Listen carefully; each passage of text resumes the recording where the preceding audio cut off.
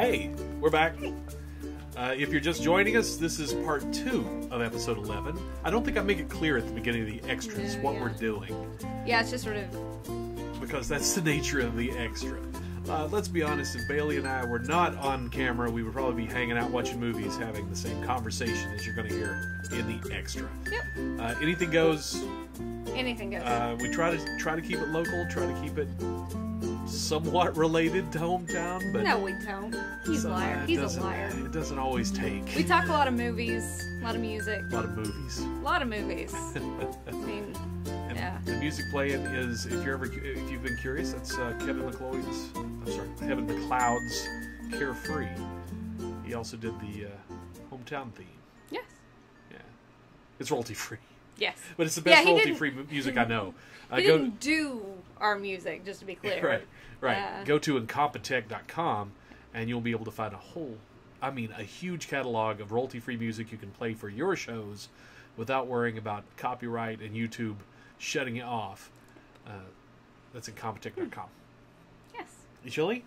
I had a chill. I took my unicorn hat off. That was just the insecurity of not having your horn prominently displayed. It was like I just felt naked a little bit. But I do have fabulously unicorn head dried hair. The unicorn head really did something for your hair that was a little special. It did. I when I came down here, my hair was wet, and I put my unicorn hood on. I planned to anyway, but my hair was not looking... It looked a little like you came down with wet hair. Yeah, that's exactly what it looked like, which is fine. Yeah, my lumberjack hat just... I don't know. At least y'all know I'm clean. It's too late for me. Save yourself. Just look at Bailey's hair. There's not enough of it to do that. Yeah, I need to open a beer. Yes, I do too, but we have to get prepared for this. If you watched episode 11... Oh, that didn't help. If you watched episode 11, you know that the first beer I got kind of spewed a little, and the next one Bailey got... Mine spewed a lot. Bleh, it just blew. And so I'm a little nervous. We've got the bucket of truth. Oh, it's going. It's going. Don't point it at me. I couldn't point it anywhere else. All right, it's going. This one isn't nearly as bad as the one I opened right before the other show. The other one legit exploded. Grab your glass. Oh yeah. It's just like any bartending scenario. You got to pour the head off. That's right. Slowly, except for look, that's all head. But once you get it out, it'll stop foaming. Yeah. That's legit. This is science, my friends. Oh, I'm gonna be so sticky. During the break, we took a break between episode 11 and the extra. We're both like, yeah, because it's all foam. We're professionals. We keep it in during the actual show. Don't try this. Let's see. I can let this settle, and you can open your own. Let me get to the other one. Oh yeah. Because I got the. Oh, that's why I got the mischievous solstice this time. So this is the one that's gonna blow. This is the one that's gonna blow. Hold on. Let me. Yeah. Ah! All right. Damn it. You can do it sort of toward me. Here we go. There it is. Yeah, there it is. There it is. It's like champagne, but less fun. Champagne. The champagne of beers. Oh, man. It's not Miller High Life. It's Studio Brewed Das Pilsner. He's a professional. If you can hear that... Mad dog! Audio listeners, sorry. That is the sound of Shannon drowning in beer foam. I literally could not swallow that. I could not. I had to spit that out. Oh my god. It was too much. There. Perfect. There. A nice, perfect... A perfect beer. It's like the cappuccino of beer. Glass. For anyone who knows anything. And mine's just sitting here. Look, I made a little fat guy still going in the foam. Oh. Wait, that's me. Oh. Damn it. Mine is still sort of going, but we expected this because last time. Yeah, it just kept. His just kept going. Yeah. It's like a trick glass, and the name is Mischievous Solstice, and I think this is their April Fool's beer. That's right. That just keeps coming. That's why it's mysterious. That's right. Oh, this is very malty. Yeah, that was really nice. This one's good. This is a nice Pilsner. It is when you get some. When you get down to it. I'm just judging by the foam so far, really. Very foamy. Frothy. As we hold over our bucket. I know. This makes for great television. Drinking over a bucket. I'm afraid you're missing this if you're listening to the podcast, but Bailey currently has like the head's flowing over her pint glass, and her pint glass isn't even half full. It looks like a. What did you say earlier? This would be good over ice cream. It looks like a float. It does. It looks like an ice cream float. Have you ever made a float with cider? No. Apple cider? It's a alcoholic apple cider. I only had a beer float for the first time just a few years ago. Partially because I'm lactose intolerant, so I had to find a nice soy milk ice cream. Yeah. It was fantastic. Good, we need a scientist. Is there a scientist in the house that can explain to us? My stepdad's a scientist, but I don't think he's in the... Eruption-y, DJ Ray says. That's what he has on DVD. That's what he has on DVD. Thanks, DJ Ray. That is, this is the extra. Anything goes. Right. Talk about the pumpkin spice porn channel. That's right. That's Eruption-y. If anything's Eruption-y. Oh my god, okay, so Slice me off another slice of that beer. I'm going to stop pouring mine. Well... It's just going to keep... I know. It's going to keep going. Okay, so... I know. I wish we had some hand sanitizer. I do. Somewhere. I do have some water here. We could use this bottle of water. There's a bottle of hand sanitizer right up there. I will sneak over. Look at my cute little belly. Her little unicorn belly. Her little unicorn belly. Now, with the crashing sound you're about to hear, I know, that was dangerous. are 2 6-packs of beer and a lamp. Oh, I see it.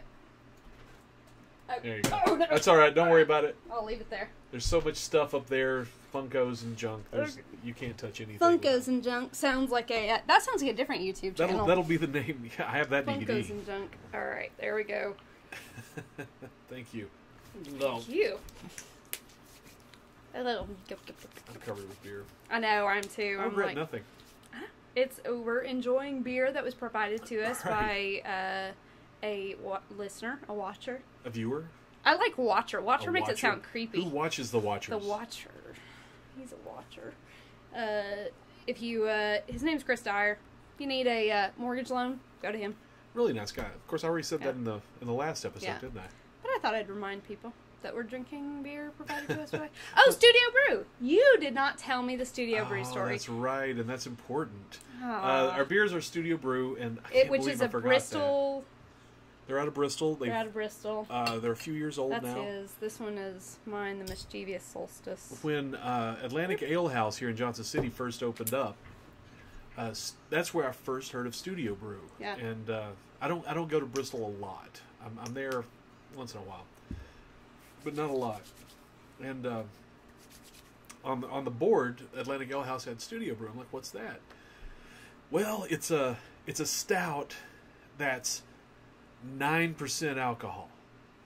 I'm like, what does that mean? In Tennessee, the maximum you can have in your beer is 9% alcohol. Yeah. It was 9% alcohol. You could taste the alcohol in it. So for 9%, it seemed a little on the stout side. Yeah. And it only took 2, and I had to... the entrance to the Technobohemia compound's only a couple blocks from Atlantic Ale House, and I almost had to crawl up the hill after having a couple of the Studio Brews. So the next time I went down there, I was like, there's another Studio Brew, completely different. Yeah, this one's only 6%. Like, oh, okay. Crawling. Wipe me out again. It was like a pale ale or something. And I was like, I don't know what it is, but it's really good, despite that. Well, over time, they refined until they were just making... Every time I saw a Studio Brew, I don't care what it was. Yeah. If I got at Atlantic Ale House, it was great. And the owners were telling me, it's like, yeah, we just go up to Bristol and it's this guy's house. He brews in his house, and we just pull up to the back porch and we get it from him. And Bravo. And so we're going. Sometimes we have friends that go up there, and we just ask them to go pick it up for us, and they don't want to go back. They're like, that was creepy. Not gonna do it again. Well, a little time goes by, and Studio Brew opens up their own tap room in Bristol. Mm-hmm. Apparently, one of the nicest tap rooms in Bristol. Yeah. One of the best places in Bristol. Yeah. Now. I've still not been to their tap room. Field trip. I've not been to their tap room, but I'm told it's fantastic, and they have so many more brews on tap than I can imagine. Apparently, yeah. And like these two, sorry podcasters, tap the microphone. The Mischievous Solstice and the Das Pilsner. I've never even heard of these beers before. Yeah. And they're both fantastic. They are very good. And I never actually had Studio Brew until tonight. I'd heard of it, but I just never... I don't really go to Bristol, so... Right. Well, now they've picked up... Not only do they have the tap room, they're now exporting Studio Brew all over. At first, you could find it in Tri-Cities, then Abingdon, and now I found it in Nashville. I found it in Chattanooga. They've really gone out, and they're making a big name for themselves because... I've never had a bad beer. I've had beers that are not my kind of beers. Like I don't like IPAs, but then again, this IPA is fantastic. Yeah, it's. Oh, is that? Well, it's a. I'm sorry, it's a Pilsner, but it is a little hoppy. It is. To me, Pilsners are a bit hoppy. Yeah. See, Pilsner's not supposed to be hoppy. I always think of. Well, have you had a lot Yeehaw's? A lot of people make them hoppy because hops are popular right now. Yeehaw's Pilsner is like a mouthful of hops. It tastes like an IPA. It is but then again, Yeehaw's Pale Ale tastes like an IPA to me. Well, Pale Ale is an IPA. Is Pale Ale an IPA? Indian Pale Ale IPA. Yeah, but the Pale Ale itself is a lager. Oh, is it? So you can have a Pale Ale lager or an India Pale Ale. Gotcha. Is a slightly different thing. Because there's also an ale is actually a heavier division of beer, like the darker ambers and the richer wheatier beers or maltier beers, I should say. I just know that Pilsners are a German style beer, and every time I had a Pilsner, I never had a hoppy Pilsner in Germany. Yeah, like ever. That sounds not right. even kind of hoppy. Like I'm not a Pilsner fan. I love Pilsners. So that aren't hoppy. You're probably right, but everywhere I've gone lately, when in the rare events I have a Pilsner, it has been hoppy. And I do think that is just that, IPAs became the beer trend, and now it's sort of coming out in other, just the hoppiness. Oh, you're right. Actually, I'm taking a big, now that the foam's gone, I take a big swig of this, and even though it has a hoppy character... It's not very hop. I mean, once you... It's very smooth, and it's sweet almost, and that's the Pilsner thing, the sweet and it's malty. But it's it's balanced. It's the last few I've had, usually in tap rooms, and around, and I've been real hoppy, and I'm so glad to. I'll find a really good Pilsner and bring it one week. That's fine. I will say a German Pilsner. To me, Pilsners and lagers are okay. Yeah. I can't think of any Pilsner or any lager. I've ever really gotten excited about. Now, there's some ales that I love, tons of stouts, tons of porters, but as far as lagers and pilsners, just not my favorite. I'm almost the exact opposite. Is that I can enjoy a stout or a porter. I like them more when it's cold outside. Yeah, just because they have that meatiness, that hardiness. But I'm more of the wheatier it is, the better. Unfiltered beers, unfiltered wheat beers are my absolute favorite. Yeah. If you can't see through it, I'm probably going to love it. I like a good wheat beer, Yeah, Hefeweizen.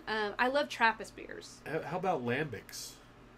I cannot... mean, you're 50-50 on lambics. Yeah. You're going to get one that either tastes like feet or has a unique, rich character and that cloudy... I know I've had a lambic. There's a really good raspberry lambic. Oh, yeah. That I love. What's the name of that? It is fantastic. It's really good. I can see I know, I can see it too, and I can't think of it.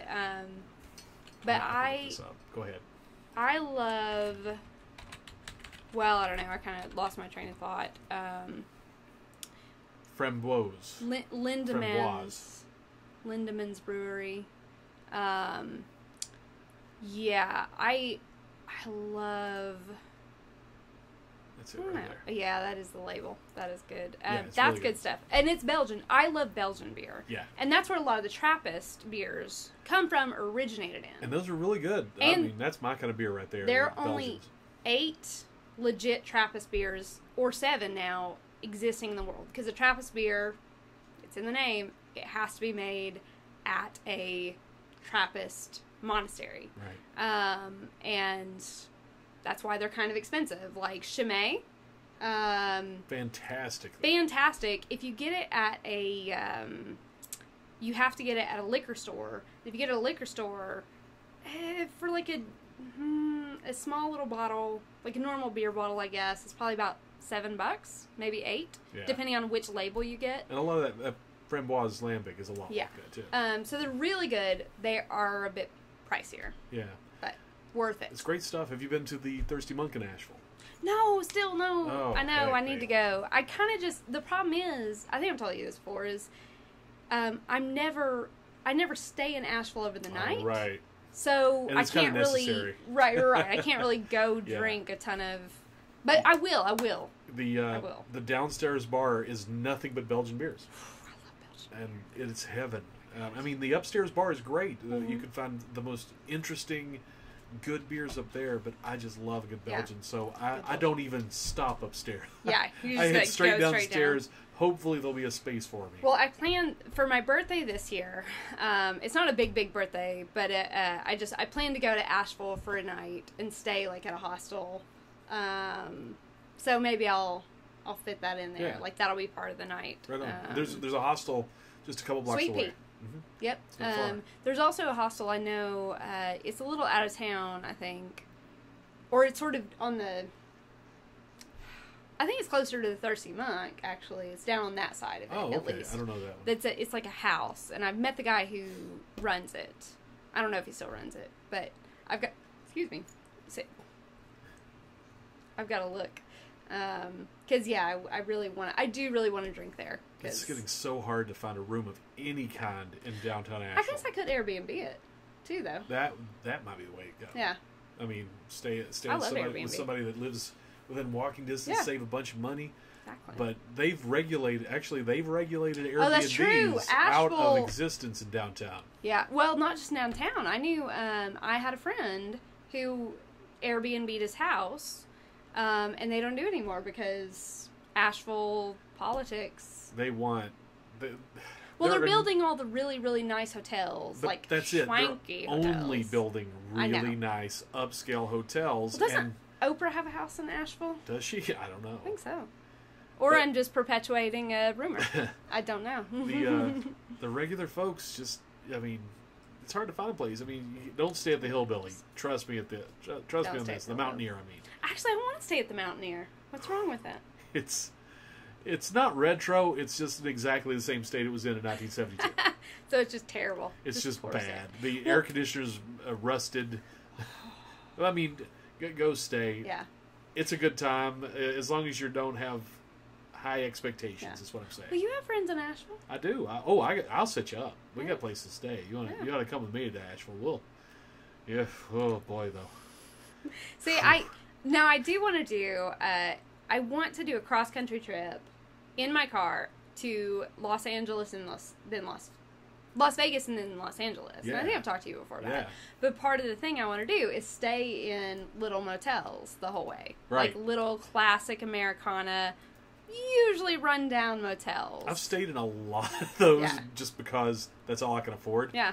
And they're not bad. I don't have many problems, although there's a web series that is all about finding hotels like that and they take them apart. They have a team that takes them apart.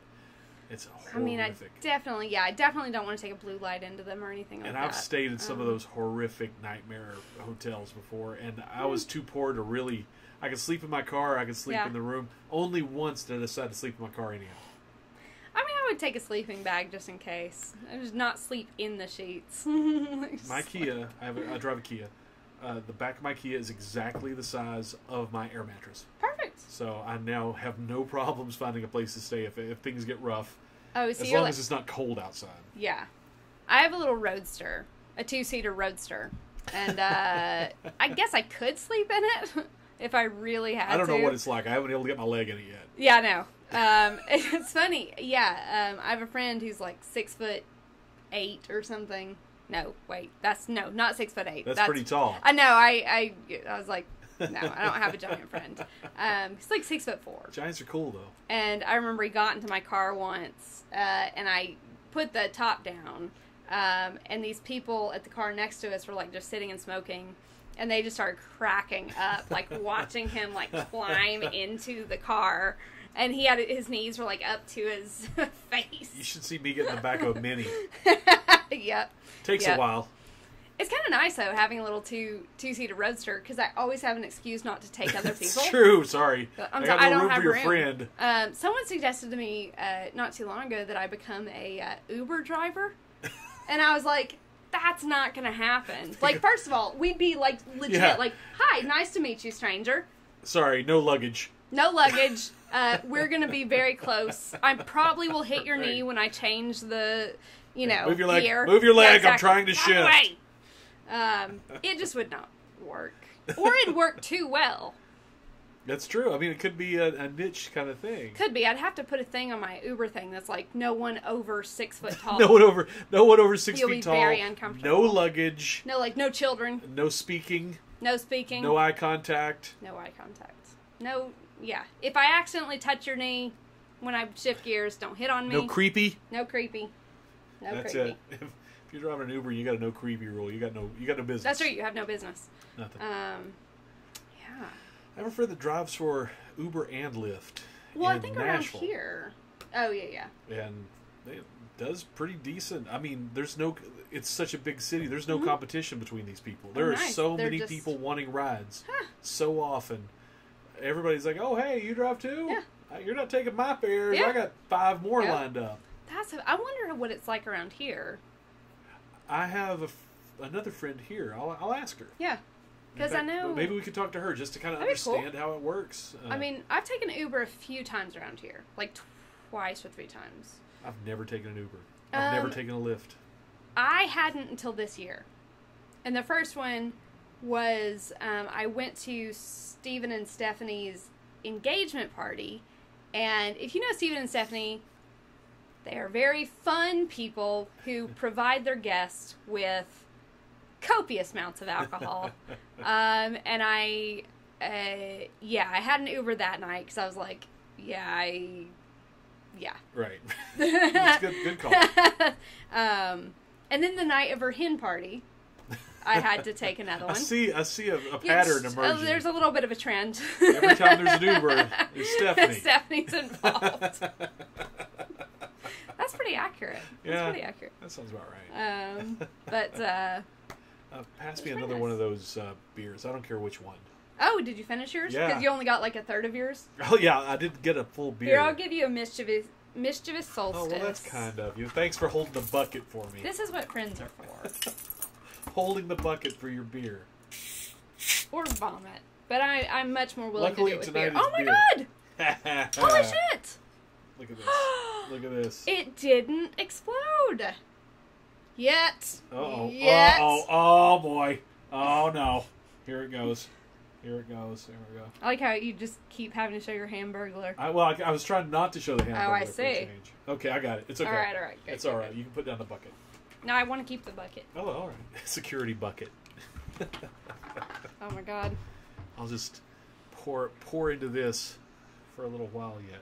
How did I get verbal hair in my mouth already? He's not There is even no been up avoiding here. it. There's no avoiding it. It's well, in the my air. rabbit is molting, and he gets on the bed at like 3 in the morning, and like will hop onto my pillow if I don't wake up to pet him.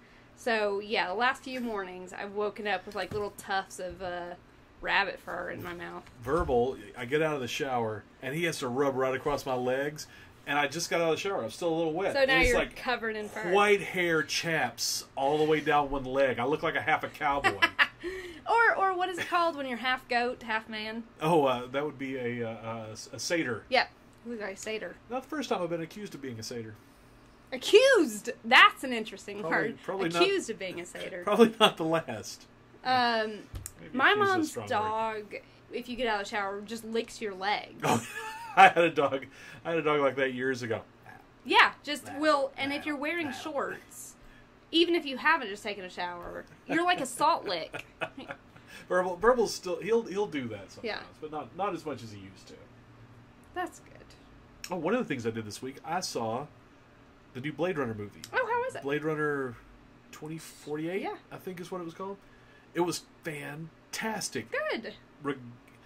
You really need to see the original Blade Runner, which one of my favorite movies of all time is Blade Runner. Yeah. When I was a kid, I've never seen Blade Runner. I read that. Oh, you got to watch Blade Runner. I know. I really think, those noir movies I love? Blade Runner came straight out of noir. Gotcha. And it did it in a science fiction setting. Yeah.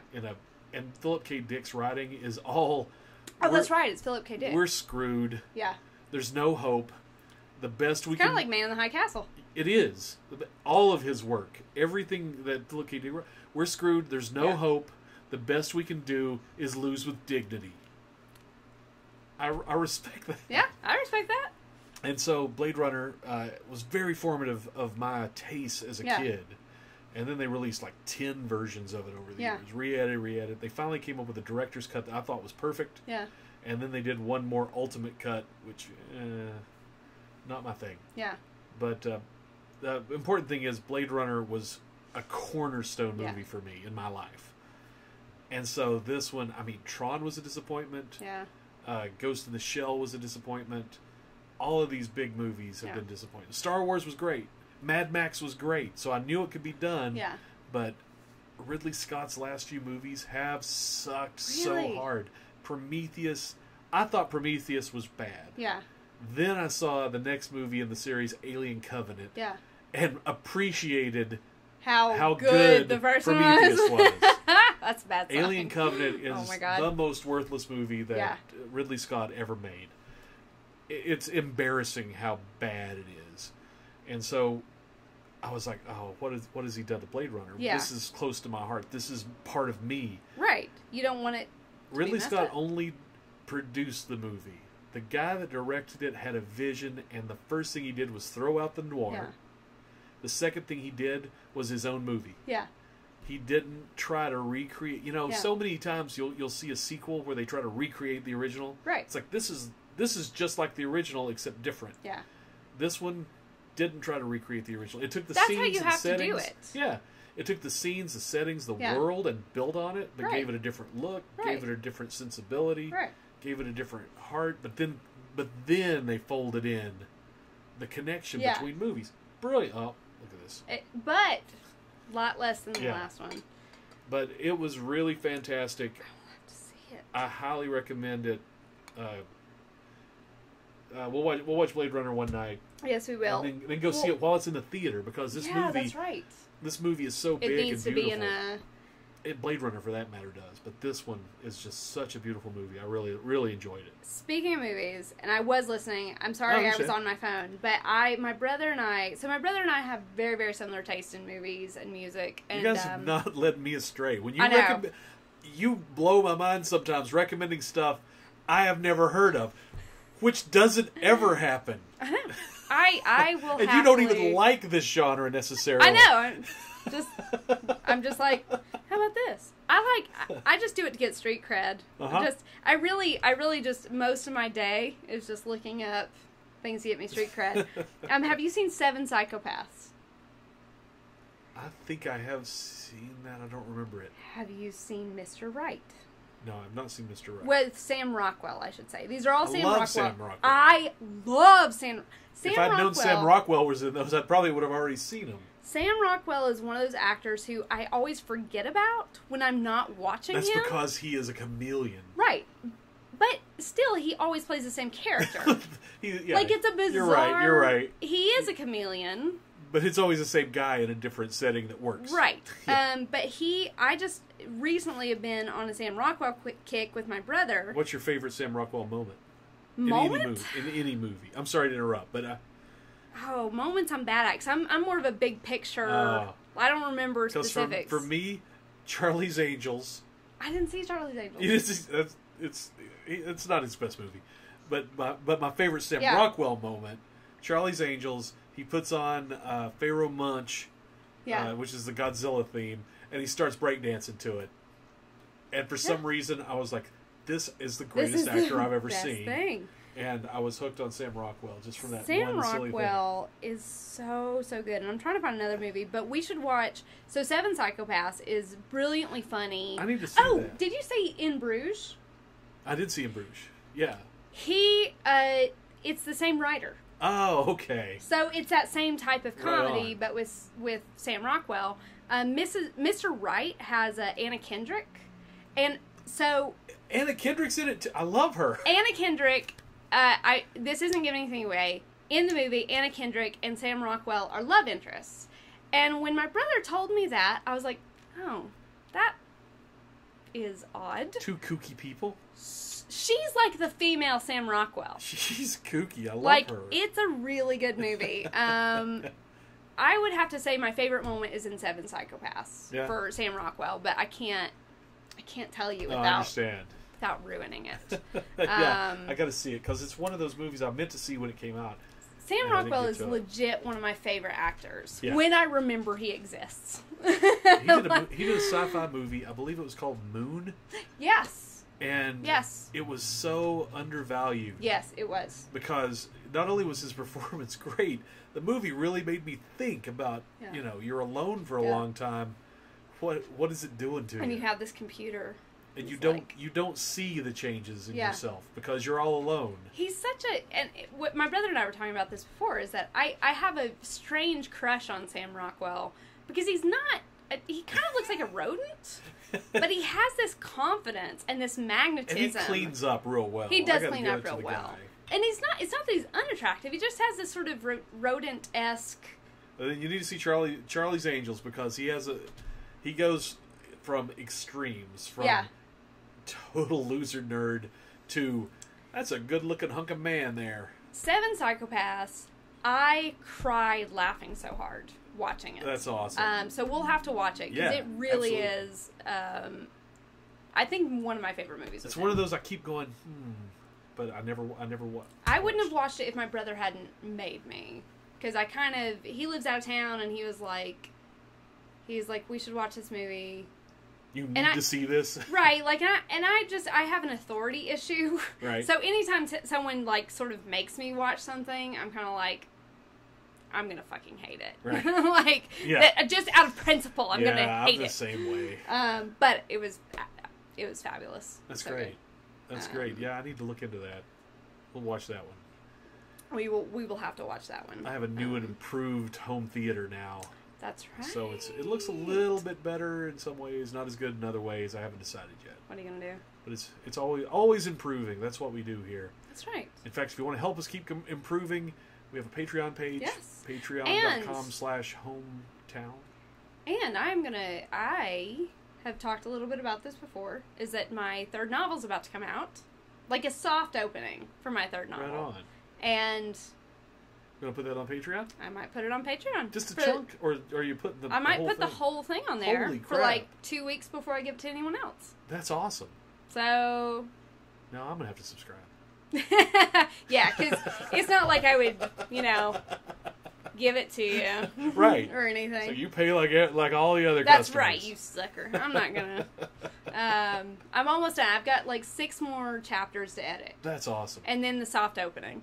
And I say soft because it needs editing by someone else. Right. No, I understand. So this is the... It's like crowdsource editing. Yeah. This is read it with the understanding that you'll tell me when I've misspelled things. Yeah. That's cool, though. That's I think that's a good deal. Because I do misspell things. I've got such a big... my announcing is over. But you have the 2. Technically, yeah, I've got this weekend... Mm-hmm. And I've got November 11th. I'll be announcing here in town again. We'll be at the fairgrounds, and that doesn't count. I get to stay home for that. Yeah. So that's fun, but no more traveling for me until actually I have nothing booked in 2018. Nice. I'll probably start in November. Yeah. But for now, I'm enjoying not having anywhere to be. Yeah. I'm going to take that time, and I want to stop traveling so much. Yeah. I spend so much money. Yeah. Even when I'm going to a gig and I'm making money, I have to eat in all these great places that I don't get to. And then you get back and you're like, oh, I only have $10. Yeah, and I've spent a good chunk of my money. Yeah.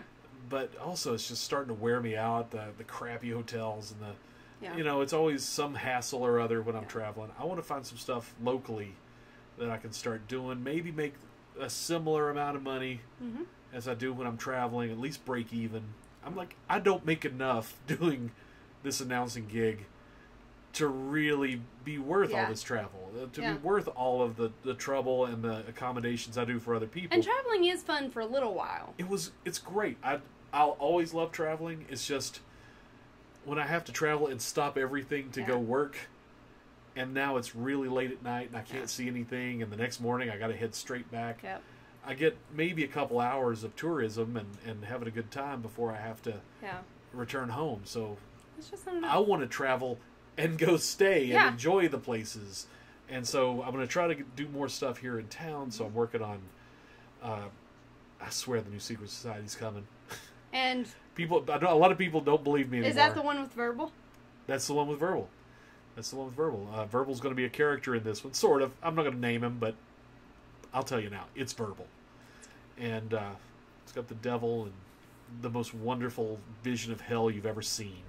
It's the hell I want to go to. But it's coming. I promise you. I've had so much travel and life's been good to me. I'm getting all these gigs. Yeah, that is great. But I can't do anything else but travel and do these gigs. So I want to stay home for maybe a few months, maybe even only the first half of the year. I want to stay home and I want to focus on some local stuff and see if I can get some stuff going. Maybe do more web shows. Yeah. I might knock out. I might have one more in me. One more. One more. I might be able to do one more. We'll see. It'll not be local. I'll believe it when I see it. It'll not be local. But I don't know. I'm a video production guy. That's what I've done for my whole life. And, if I can do it this way, then I'll at least scratch that itch of this is what you were trained to do. That's right. DJ Ray says he's in. He's in. He's our DJ for our sound guy for Secret Society. Couldn't have done it without him, literally. And he drove all the way from Asheville once a month. Yeah. For was it 4 or 5 months? Yeah. For 2 years in a row. I mean, some nights we didn't make enough for any of us to get paid.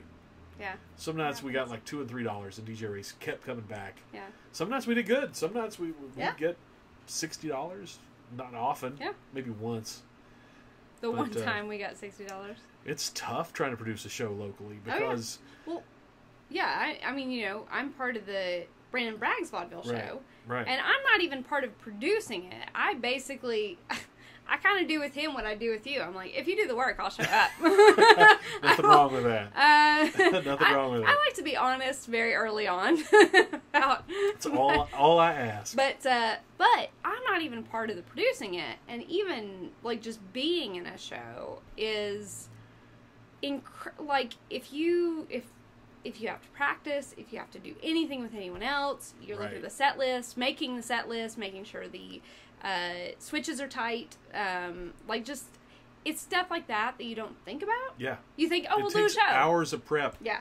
Beyond the 2 hours of the show, it would take me days and days of prep to get everyone together and get everything set up, and it's hard work. Whew, and it wore us out. We made the performers who were on stage a lot of money. Yeah.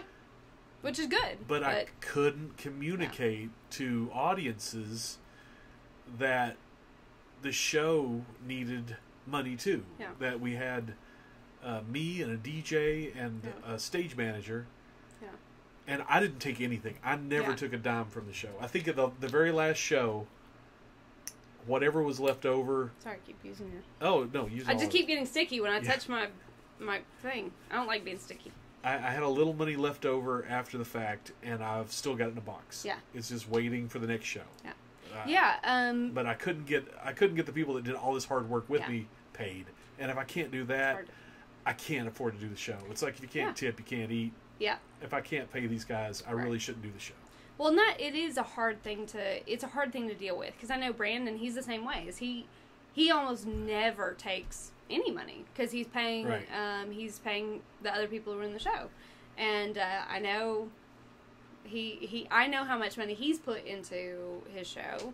Yeah, and he's a one guy show. He's having to buy his own props, his own sets, and he's an escape artist, so he has all this fancy stuff, and a lot of it he builds himself just because he makes so little off the show after paying the other performers that. So it is tricky. It's hard to deal with because you have a different the way you have people contribute to. Yeah, at the time, individual artists. The old show, each individual artist would get all the tips that were given to them during their performance. Right. And then we had bowls at the entrance and the exit, asking people to donate to the show. Yeah. And through the whole thing, I would try to make it clear the difference between the two. And I'm glad the performers made money, because that was, in the end, that was important. But my stage manager and my DJ were performers. Yeah. And they weren't making much. Sometimes I took money out of my own pocket to make sure they got something. And so now that when we come back, there's going to be a set price, and it's not going to be cheap. Well, I was about to say, that's what Brandon and I do, is that just do a ticket price and say, listen, that's $15. The first show was a run. My original partner, we had different opinions, and she left after the first season, and I got to do my own thing, and I got to taste, and through this, I learned what we needed to do and what we needed to say, and how we needed to set up and how we needed to deal with people. Yeah. If I hadn't done the original show, I would have never had the tools to do anything bigger. Yeah. But now that I know what I want, it's worth waiting now 2 years. Yeah. And doing it the way that I see it in my head. Doing it right. Yeah, absolutely. Doing it right, taking my time, getting everybody together, and then it's going to come together really fast when the time comes. It's going to be... And we're going to be using this technology for the rehearsals, because my performers for the next Secret Society show are from all over this part of the country. They're not just local. I've got people in Asheville, over in Waynesville, and in Knoxville, from all over. And so we're going to have to coordinate, maybe not even live. Yeah. They'll just have to send me videos of what they're doing to make sure that it integrates into the overall. It's going to be a mess, and I'm not going to do that until I have time off. Right. And I can focus on it. So maybe that's what I'm going to do in the first half of next year, is just focus on some local stuff. I've got to take care of a couple roller derby teams. I have to, but that's minor. And big paydays. I'll always take the big gigs. Yes. I am a whore. Yeah, and I will announce for anyone that will pay me enough at any time, anywhere. And I will write for anyone who wants to pay me enough. That's the way it works. Yeah, that's the way it works when you're to be. a freelancer. Are you an evil corporation? Yes, then I won't do it. Oh, you're paying $50 an hour? You got it. I think I will do it. Yeah. I make no bones about it. Because How evil are you? I'll use that for something good. I mean, that's right. I won't work for Nazis. I'll punch them in the face. That's right. No Nazis. Pharmaceutical company. Depends. Are they Nazis? That's my question. Right. Are they Nazi pharmaceuticals? Right. That's really that's going to determine whether I take all the money they offer me. Yeah. Yeah. I'm a sellout. DJ Ray understands. You have to be at some point. No, DJ Ray is he has a lot more. He's a lot more selective than I am, I think. I've done things that are just corporate, soulless, and it was one of those where I'm like, no, I'm not interested. I generally don't do boring corporate things, retreats, and picnics, and I just don't do them because I'm not interested. If I'm not interested and passionate, I can't bring what I bring to things. I'm a big geek. When I'm enthusiastic, you get excited about things. I'm unstoppable. I can't hide it. And so I can't do these boardroom things, but they've offered me so much money before that I've done it. And, you know, I get through it and everybody has a good time, but afterwards I'm like, what have I done? That's what you do. I sold a little bit of my soul. I wasn't using it, so to hell with it. Yeah, just keep thinking, I'll take the money I have from terrible places. And luckily now I can be a little bit more selective. Have finally come out of the shitty part of being a freelancer. Right. Like, I finally sort of come out on the other side where I can be like, no, I cannot do that. And that's a good point. That's what I've done with my announcing. I turn down stuff now. I would say yes to everything. I would too. But now I do turn down things that are too far. They're not paying me enough. Or they think I would work for exposure. Yeah. Oh, God. That is the worst. It still happens. I've been doing this for 10 years. Yeah. I've been doing it for crowds of 10,000, and people still say, we get you some good exposure. Like, I will say this. I don't know about announcing. Oh, yeah. I'll get back to that. Yeah. I don't know about announcing, but with writing, you do get a ton of people who are like, we'll publish you for exposure. And you know what? When you're first starting out, do it. Yeah, absolutely. I gave away announcing for anything, everything. Doesn't matter, big, small. Yeah. I don't care. And that's part of it. Like, I don't like the advice where it's like, anyone who offers you exposure, say no to. Because it's not that cut and dry. If you're not good, you really shouldn't be paid. No, and I mean, if you're starting out, you're not good. Right. I mean, that's the thing. That's just the truth. I don't care what the field is. No, I wasn't good. Unless you were just legit a prodigy. A prodigy. When you first start something, you're not going to be good at it. Yeah. And you will have to do things for free. And if you go into a meeting and they're like, we can give you a gift card to Taco Bell, and you're like, well, no, I charge $100 an hour. They're going to laugh you out. If you are brand new at what you're doing, usually. I mean, if you went to school for it, I just want to be clear. I can see that. I'm talking about in... But even if you went to school for it, that's still you kind still of have to have the experience to come up with something you have on to the pay quality your of dues. someone that's had years of experience. You have to pay your dues. Experience is important. Yeah. It is important, and sometimes the way you get that experience is going, you know what? I will work for that $25 gift card for Taco Bell. Because I need to eat, and Taco Bell's delicious. Announcing, I worked basically for free for 3.5, 4 years. Yeah. I mean, I did Derby. Yeah. And it started off, I traveled around with Little City Roller Girls, the local team, back when they traveled a lot more. I went to every away bout. I announced every home bout, and I was terrible. If you go to the Little City YouTube page, even now, my very first time announcing roller derby, which was really my first time announcing anything, was on there. I was just awful because I didn't know what I was doing. Yeah. But you give me 4 years of not knowing what I'm doing. I meet people who are better than me, far better than me.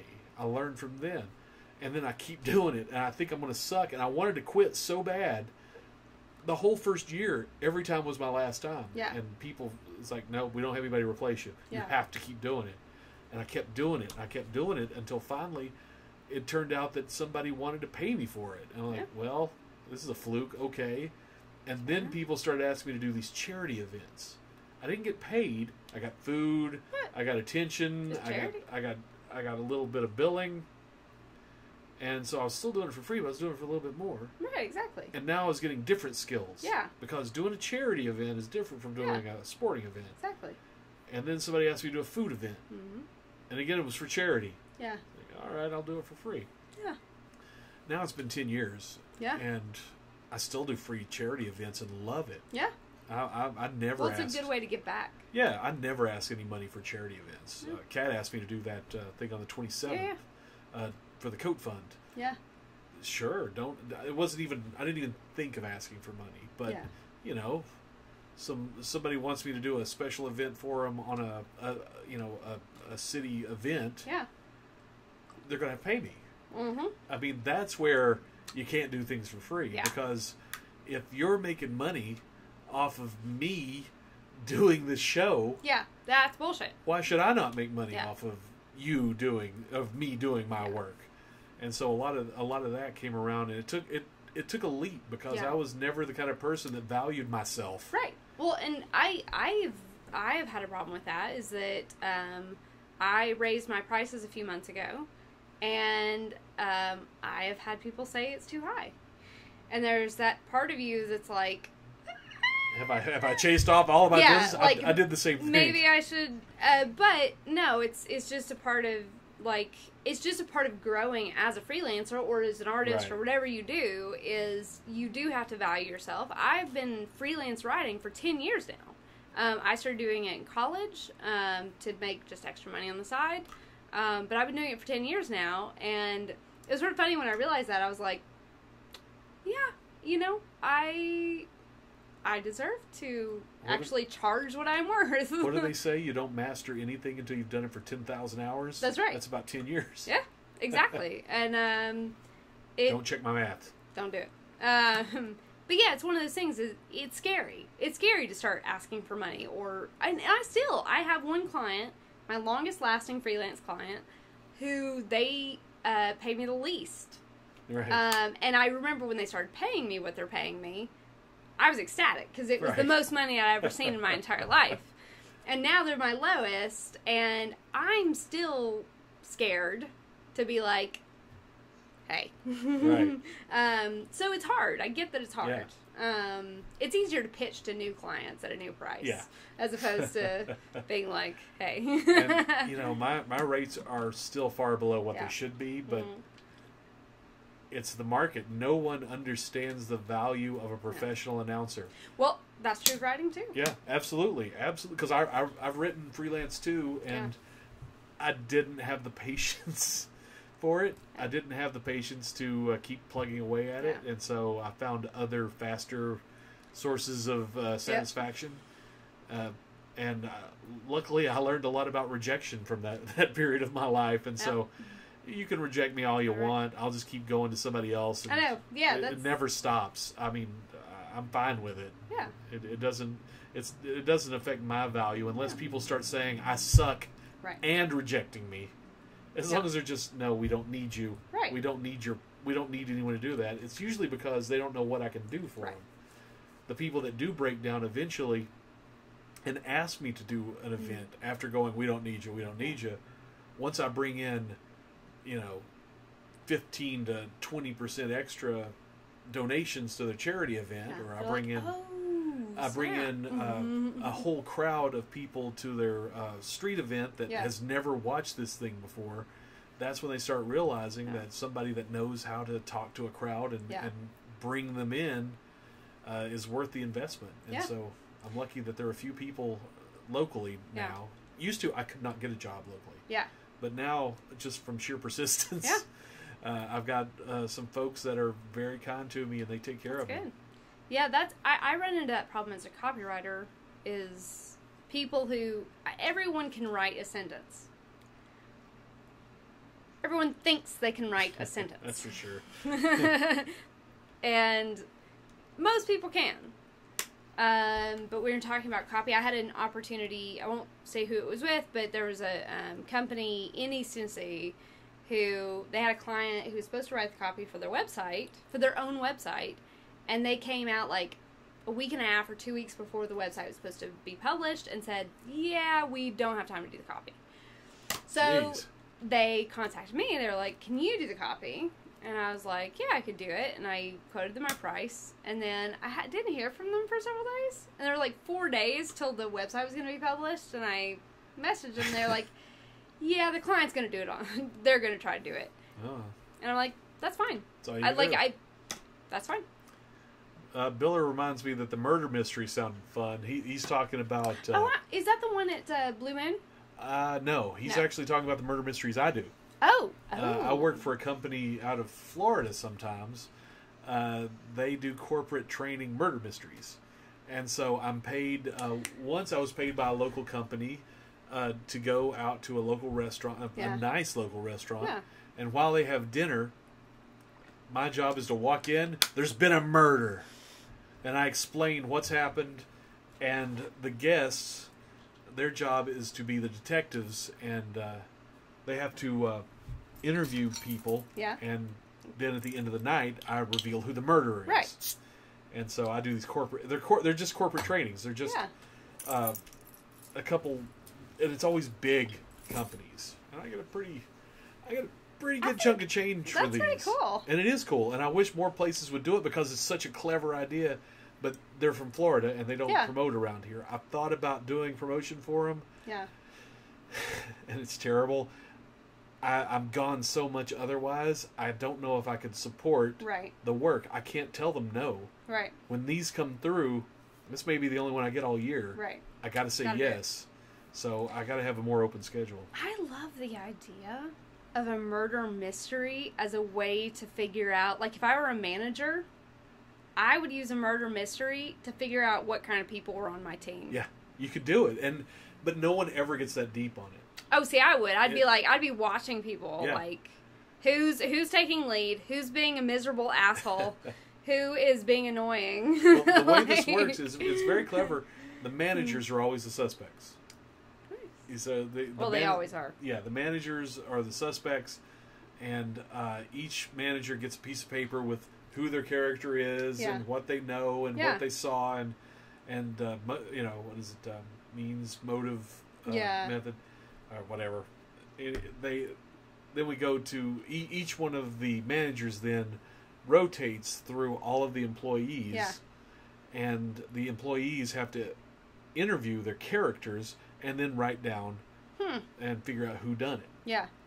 And what it is team building. So everybody actually gets a one-on-one with their manager, no pressure, no real conversations, and they actually communicate. That's cool. Yeah, it's really clever. And another one I did was a corporate retreat, was just for fun, and it was just a bunch of drunk people by the end of it going, I don't care who did it. Oh, Woo-hoo! That's boring. You want to try this? Yeah, is this... Two-hearted pale ale. This also came from our friend Chris, right? Yes, this also came from our friend Chris Dyer. I know what it tastes like, and I want to see if you think it tastes like that as well. It's really hoppy. It's an IPA. It is hoppy, which I'm not a fan of. But to me, it's got a really pleasant edge to it. It tastes like Fruit Loops. It does kind of taste like fruit. It tastes like... Oh, shit. Oh, no. I'm sorry. It's okay. My unicorn suit will survive. And we've got hand sanitizer here. We are covered in beer. We are. Even if we hadn't been drinking, if we went outside to walk, thank you. If we went outside to walk, we'd get pulled over for just for being covered head to toe with beer. Yeah. How did you do that? I don't know. I just took a drink. That's it. There's been no problem with the beer. It's just been you. Me. It's my aura. It's that dark cloud that follows me everywhere I go. But it is pretty good. I'm not a huge IPA fan. I don't like hops, but this does. I really like that IPA. It tastes like corn, Fruit Loops, and not corn. To me, the worst part of an IPA is when it gets you right in those salivary glands. But that doesn't do that. It's got a really nice body to it. I've always said I actually don't mind IPAs as long as they're balanced. Yeah. I'm the same way. I don't mind the taste of hops, although it tastes like a weed. But so often you get just hops with with none of the balance. But this is pretty balanced. It's pretty nice. That's really good. But now I'm all sticky. Back to the hand sanitizer. And it sucks because I can't even I will show. This is a onesie. I don't know if you all noticed this before, but this is a onesie. And now it's covered in beer. I'm a boozy unicorn. Welcome. Boozy unicorn. Boozicorn. Yes. Oh my God! Why am I not that for Halloween? The boozicorn. Oh. Well, that's over an hour we've been talking. A lot of good stuff today. I feel good about today's episodes. I do too. It's good. We're still recording. We're not going to have a big surprise. No. We are recording. We are recording. DJ Ray will do lots of things for money. He'll play Genie in a bottle. I'm not telling that story. He will, but after the camera's off. I'm not going to tell it on camera. DJ Ray, I told him that story once years ago, and I've regretted it ever since I've told him. Oh, now I can't wait to hear it. He brings it up in front of a huge audience of people. He'll make a Genie in a bottle. Well, he just tried to bring it up into the world. I know. And it's like Biller says, getting paid for what you do is a huge confidence builder. It is. And seriously, when I started getting paid to do real events, not just roller derby and not just charity events, when people started being interested in me doing things with some substance, some of the sports stuff I've done, and some of the bigger events that I've done, I was like, maybe I know what I'm doing. No. Oh, well, to this day, I'll send, everyone has off days, and I'll send stuff to clients that I'm not happy about, and I'll still get people who are like, you're amazing, you rock, and I'm sitting there going, well, what I sent you is shit, but if what I think is shit is awesome to you, then clearly right. I have some talent. There was a great East Tennessee philosopher once, the late Fritzy B. He's gone now. Fritzy B said, "You may be doing your worst when everybody else is doing their best." Yep. And I thought those are the golden words to live by. That's what he called them, the golden words to live by. Well, you guys keep doing your best, and we'll keep doing our best to keep bringing some hometown East Tennessee. Please like, share, subscribe, comment. Thank you all for joining us tonight. If you're joining us later on in the archives or the audio podcast, I really love our audio podcast listeners because we have millions on YouTube. I mean, not YouTube, iTunes. iTunes, and I'm a big podcast listener myself. I was listening to podcasts today. I love podcasts, and so I get you. And so I'm trying to keep the quality good. I hope you like it. Don't forget, if you're listening to the audio podcast, drop us a note. Let us know what you think. Yeah. Is it okay? Do we need to fix something? Let me know. I'm glad to do it because I really want to keep you guys happy because that's how I like to listen to podcasts. Until next week, it'll be episode 12 next week. It's 4th. That means we've done, oh gosh, I'm not even going to do the math because we missed one last week and we missed one other. That's right. But we're at about 20 probably. Yeah. 21, something. Yeah, I'll do the math later. But until next time, thanks for joining us, Biller. Yeah. See you, DJ Biller. Ray. See you, DJ Ray. I don't know if Kevin's still with us. There's still one other person in the chat room, but thank you for joining us. And that's it for our extra this week. Until next week, stay unicorny. Oh, God. I can't. Don't stay eruption-y. Don't stay eruption. Don't do that.